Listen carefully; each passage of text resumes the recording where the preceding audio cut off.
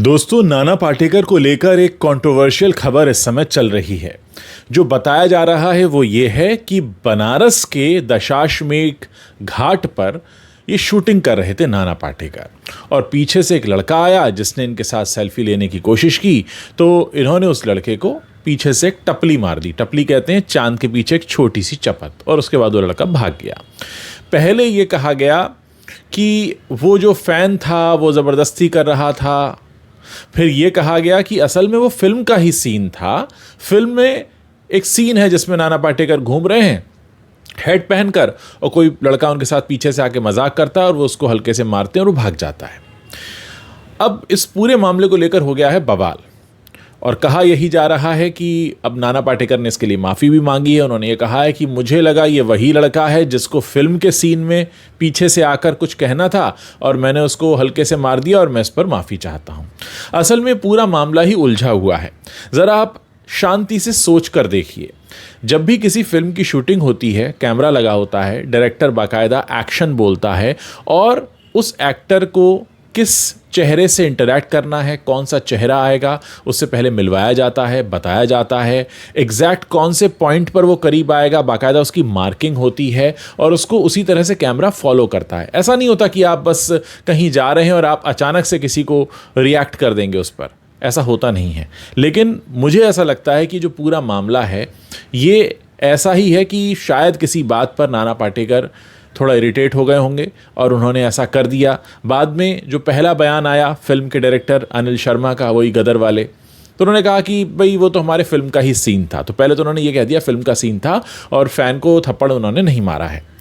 फिर एक सफाई आ गई नाना पाटेकर की तरफ से कि भाई गलती हो गई, मुझे लगा ये लड़का वो है जिसको हमें फिल्म के सीन में थप्पड़ मारना था, लेकिन ये तो कोई और निकला। अब आप खुद सोचिए कि क्या नाना पाटेकर को नहीं बताया गया होगा कि एग्जैक्ट कौन से पॉइंट पर उनके करीब कौन सा चेहरा आएगा, किस पर उन्हें रिएक्शन देना है, क्योंकि ये सारी बातें पहले से तय हो जाती हैं। आपने अगर फिल्म की शूटिंग कभी देखी हो तो इसकी बाकायदा मार्किंग होती है कि किस जगह पर ऐसा होगा। इतना बड़ा दशाश्वमेध घाट है, उसमें कैमरा उस वक्त रोलिंग था नहीं था, और अगर ये वो शख्स था, क्योंकि ये सोनकर नाम का लड़का बताया जाता है, अगर ये लड़का वो नहीं था तो फिर वो लड़का कौन है जिस पर नाना पाटेकर को रिएक्शन देना था।